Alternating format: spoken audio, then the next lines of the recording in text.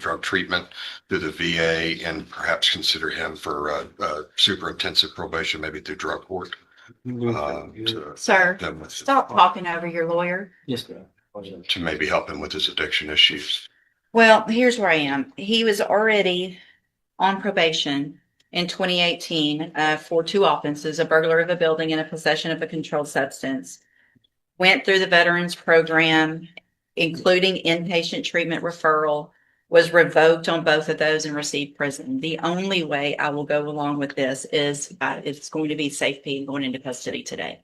We're not taking, there's no reason, number one, on paper for him to really be eligible for probation. Your attorney's done a great job, but if you can't kick the habit, then you're going to get more than just outpatient treatment through the VA. That's already happened. So if, obviously any condition of probation is up to the court anyway. And so we can go forward at this time unless anybody has any reason not to go forward with sentencing. I'm okay with proceeding now. Okay, good. I don't believe my client wants to proceed. Well, so here's the thing, Mr. Street. The conditions of you've already agreed to probation. So any condition of your probation, outpatient treatment, just like Mr. Crenshaw is asking for, inpatient treatment, which apparently you don't want. Those are all actually they're up to me. And so it's not really part of the agreement, and it's not something that I'm going to allow you to withdraw your plea over, because that's up to me. Anytime you're on probation, the conditions are up to the court and probation, what they feel is best. And in your case, if you're showing up to court after having had treatment and after having had 2 felonies already revoked, testing positive for meth, this is what I feel like is best for you and for the community to keep everybody safe. So at this time, in cause number 24, DCCR 2058, I'm going to find that you entered your plea previously freely and voluntarily, find sufficient evidence to find you guilty, and at this time follow the agreement that you made with the district attorney and find you guilty of theft of property. Sentence you in accordance with that agreement to a term of 2 years in the state jail prison. I'm going to probate that. I'm actually going to change the length of time to 3 years, which is another condition that is up to the court ultimately. You will be required to pay the $6,000. Did you bring the $3,000 today? Okay, so the $3,000 was to be paid today. So that leaves $3,500 to be paid while you're on probation. As a condition of your probation, what I will do instead of SafeP is order that you enter and successfully complete the substance abuse track of the ISF program. It's still an inpatient in custody program, but it is a shorter one. You will be required to go through the JCDI program when you get out as your aftercare. And so if you do all of that, I don't even know if you realize what a big opportunity this is today. So your case for all practical purposes here in court is over if you do everything you're supposed to do. The other side of that is if you don't do everything you're supposed to do, you're going to be back in here and you're looking at the 2-year sentence that you've already agreed to. Do you understand? Yes. I'm going to hand you. Judge, he does have a family. Is there any way that before he turns himself in for ISF, he could have about a week or so to get his affairs? No, not with the criminal history, not showing up testing positive for methamphetamines. Those do not stay in your system that long, which means he's done them very recently. So I'm handing you the trial court certification that shows this was an agreement that I followed, and so you waived your right to appeal. I've also handed you a written admonishment regarding your ineligibility to possess a firearm or ammunition. Because of the judgment entered against you, you're ineligible under Texas law to possess a firearm or ammunition. Possession of a firearm or ammunition could lead to charges against you. If you have questions about the laws that make you ineligible to possess a firearm or ammunition or about how long that lasts, you can speak with Mr. Crenshaw. Good luck to you, sir. I hope you take advantage of this. Thank you, John. Thank you. Thank you, Mr. Crenshaw. Good morning, sir. You are John. Is it Foret or 4A? 4A. 4A. And Mr. Foret has 2 cases, 25 DCCR 1458, charged with burglary of a building, and then 26 DCCR 0047, charged with criminal mischief.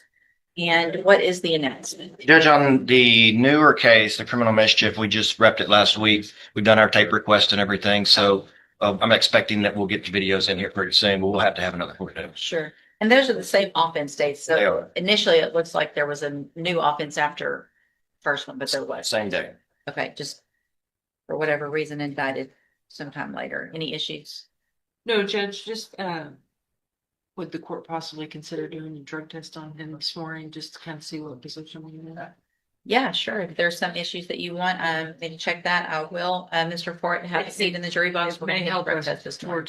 towards resolving if we know the result of Sure. that. And this is Ms. French. I am. Standing in for Ms. French on this room. All right, sir, you're Duma Turner. And then cause number 24 DCCR 1998, Mr. Turner's charged with criminal mischief. Mr. Elmore, what is the announcement? Judge, we would like one last announcement. There is a restitution issue in this case. It was Kobe's case the last time we were here. I do believe that they were able to look into that matter before he transferred the caseload. But it didn't help because there is no proof of restitution, it appears, in this case. So I'd like the opportunity to talk to Pam about it. I've never spoken to Pam about this case, and she's not here this morning. We may have to put on a trial docket, but I don't want to do that without talking to Pam about the case first, since it's going to be her case. Judge, my position is, late last week, I did talk to Ms. French about this issue of restitution. We had she reached out to the complainant in this case, which happens to be complex. They were either unable or unwilling to provide us with documentation as it relates to restitution. So my position is, Mr. Galmore wants to move this case and go forward with 5 years deferred. You know, that's where we are as far as. But without restitution. Right, they're basically maybe offering it without restitution. Not sure that we would even accept that necessarily, but I'd like to talk to Pam about it since it's going to be her case. Sure. All right, I'll just do one more normal reset. Make sure you get in touch with Ms. French I will.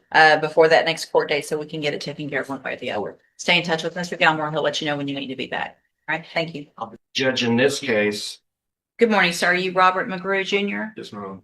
Would you please raise your right hand? Do you swear from the testimony you're going to give in this hearing will be the truth, the whole truth, and nothing but the truth? Thank you. Go ahead, Mr. Galmore. Are we? Judge, Okay. can we off the record real quick? You want to hold us to include cherish. Just a second. Good morning, sir. You Kelby Blanchett? Speak up.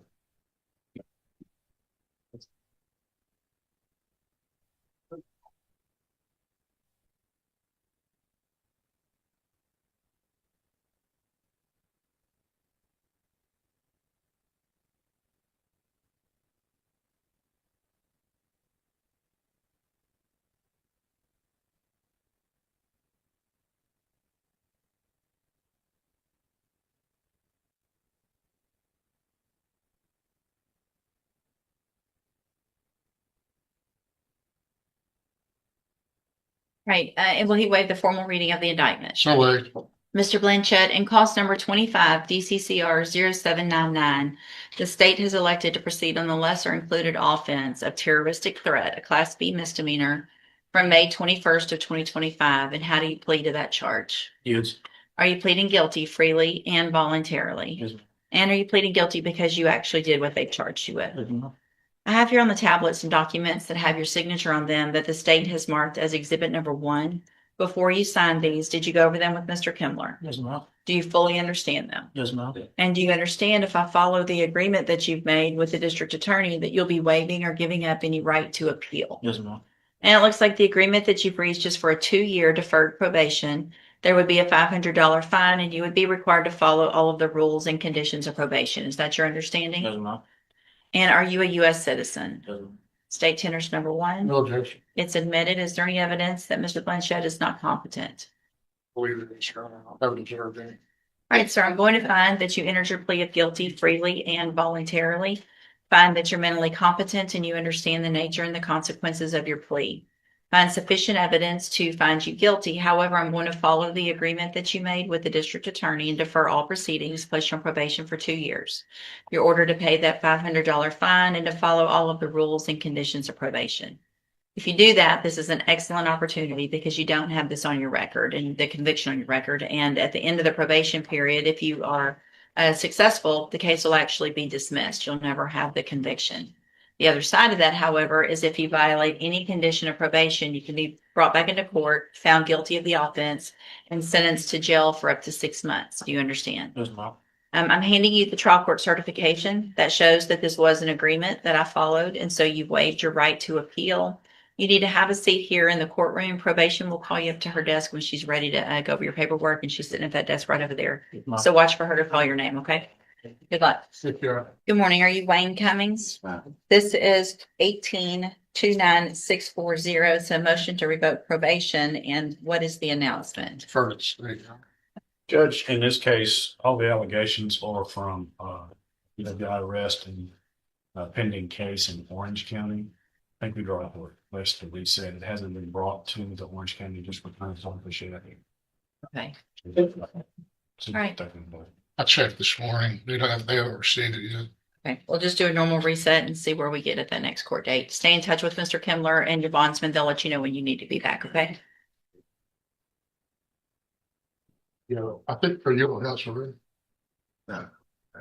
He has the GPS and wanted to work on it and most of it, I guess. He can work with the GPS. you know, I'm not gonna, just based on what I know right now, the next court date, there, we'll see where we are if there's nothing with that one, but apparently that's had something to do with,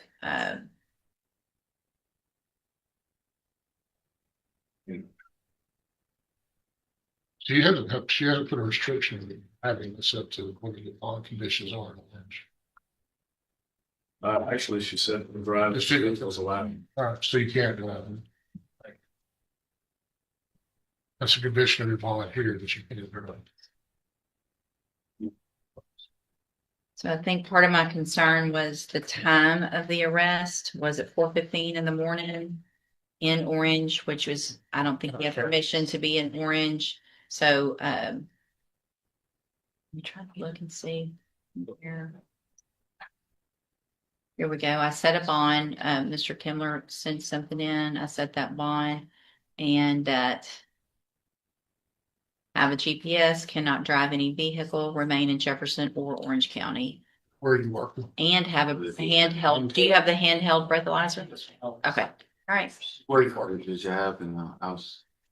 Where you can work, you can go to work in Jefferson, Orange County. So You just can't drive. You got to get a ride. But the job in the Tesla plant house, they hired me on. He wants to work in Travis County, or. Not until I know. No. Okay, yeah. I mean, you've got a case pending potentially in Understand. Orange, so let's get that one figured out quick and then we'll decide. Obviously, we want you to have a job, but we're not going to do that yet. Ryan Hodge, Mr. Kimler, it's the sentencing. It's agreed. My question is, did he plead to, What did they want to do? but did he, it says here habitual felon on the PSI. Did he plead to the, Enhancements. that's what, I think, if I'm going to take it, I'm guessing y'all did because of the Yes, criminal we did. history. Yes. So that if But- you violate it, It needs would be minimum 25. Got it. Okay, just wanted to make sure. She's pretty important. All right, sir, you're Ryan Hodge. This is 24 DCCR 1167. Mr. Hodge was previously in court, entered a plea of guilty to evading arrest or detention with the use of a motor vehicle, pled true to prior offenses, making this for punishment purposes a habitual offender punishment. The agreement was for a 10-year deferred probation, $500 fine. I received the pre-sentence report. Has everyone had an opportunity to review that report? Yes, Judge. I have, defense agent, Any additions or corrections? no from defense. Not mistake. And again, the agreement was he pled true to those offenses so that if you violate this probation, the minimum punishment, if you are violated and you get found guilty, would be 25 years. Do you understand? There's no negotiations at that point. That is by law what the minimum will be. Okay. Your criminal history does not make me feel very good about you being successful on this probation. But if you've changed your life, this is going to be your opportunity. If you haven't, you're going to have a minimum 25. It's that simple, right? So I'm going to find that you entered your plea of guilty freely and voluntarily. Find sufficient evidence to find you guilty. However, I'm going to follow the agreement that you made with the district attorney and defer all proceedings and place you on probation for 10 years. You're ordered to pay the $500 fine and to follow all of the rules and conditions of probation. Obviously, you understand what a good opportunity this is if you are successful and you complete the probation. The other side, again, is if you violate any condition of probation, you'll be back in here, you'll have the conviction, you've already pled true to the prior offenses, and you'll end up with at least a 25-year sentence up to the rest of your life. It is important. You're going to be on the high medium caseload, at least at the beginning of your probation, and that's intended to help you, not hinder you. But we want to make sure you have everything that you need in order to be successful.